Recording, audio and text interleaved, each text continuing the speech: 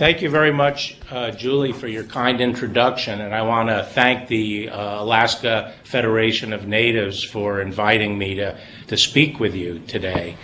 I'm thrilled to be here, and I'm also delighted to join with Senator Murkowski and Senator Sullivan. I am very grateful to them for educating me about the special public safety challenges that face Alaska and the Alaska Native villages, and for inviting me to Alaska on a trip that I will always remember. It was the first time, it was my first trip outside of Washington, D.C. After my confirmation, and it is one of the most memorable journeys that I've made. And I received many wonderful gifts while I was there, and while all of them are great, I'm particularly fond of this Gus book that I received from Vivian Corthias.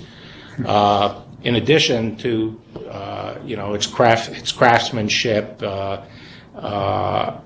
it also, as I said when I got it, one of the reasons I like it is it has this slimming effect on me. So I'm fond of it for a number of reasons. But I'd also like to say hello to Chief Victor Joseph, who hosted me in Galena and was kind to join with me on our Alaskan National Guard aircraft that we were assigned because of some mechanical problems on my own aircraft.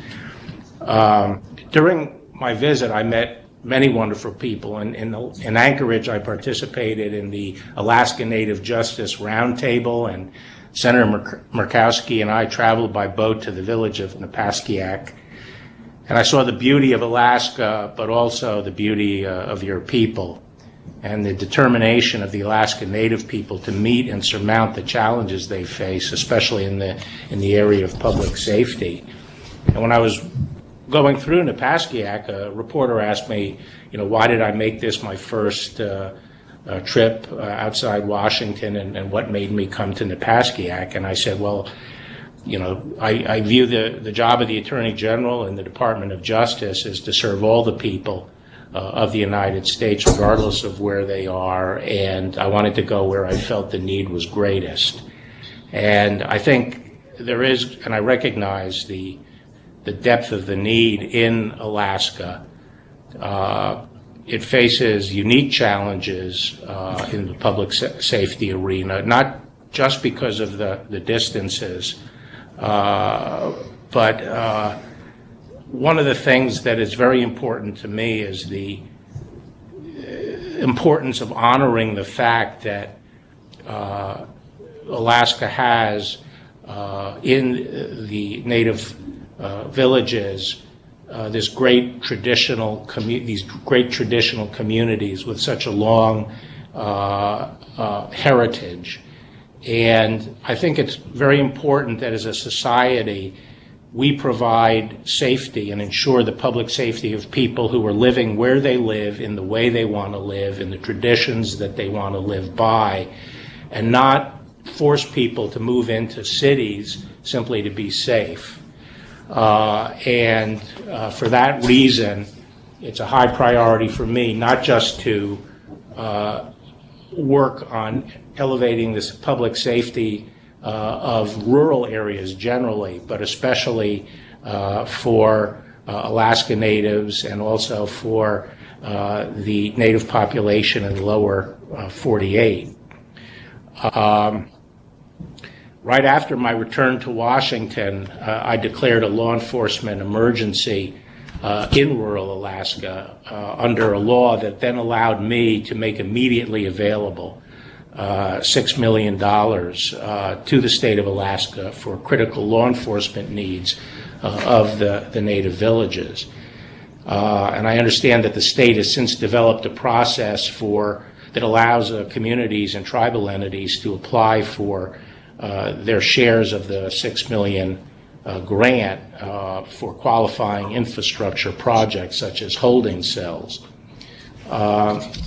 In addition, the Department of Justice provided $4.5 million in funding to Native communities for 20 officer positions and equipment and training.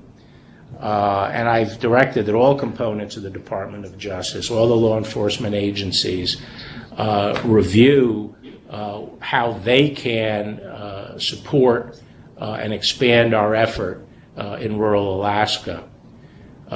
Just recently, $42 million in grants were awarded to Alaska Native communities through the Justice Department's Coordinated Tribal Assistance Solicitation and a Tribal Victim Services Set-Aside Program. And these funds will support a wide variety of programs aimed at improving law enforcement, public safety, infrastructure, and services for victims of crime. One of the grants for $7 million was presented to the Denali Commission to manage a micro-grant program. And through this grant, the Denali Commission will help tribes who have not traditionally received federal funding to create and implement crucial victims services. Now, with Brian there, our U.S. Attorney of Alaska, you have a leader within the department who is really delivering on a meaningful response to our discussions last May. He has heard your request for more federal involvement and has already launched some significant initiatives. First, he's created 3 new prosecutor positions in Alaska, which will exclusively be dedicated to fighting violent crime in native villages. Second, he's formed the Rural Alaska Anti-Violence Enforcement, that is the RAVEN working group. The group initially served to coordinate the funding that we were making available, but it's now forming a consultation group comprised of Native leaders that will develop medium and longer-term tactics and strategies for combating violent crime in rural areas. The U.S. Attorney, Brian, is committed to working closely with Native villages and organizations as the working group expands its activities.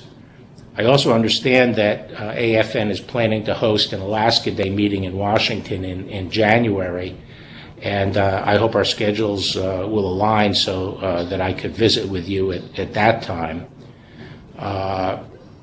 As you said, Julie, when I got back to Washington and was thinking about all I had seen and heard on my visit in May, I wanted to move quickly to take some initial steps to show our serious of purpose, but also to try to start getting some results and have some meaningful impact. But I do view it as the first step.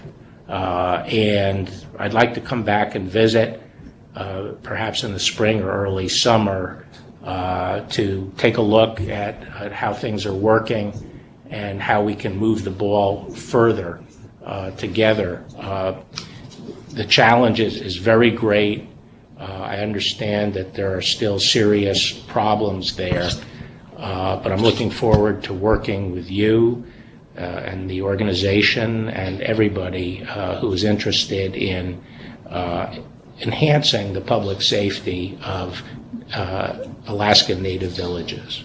Thank you for having me.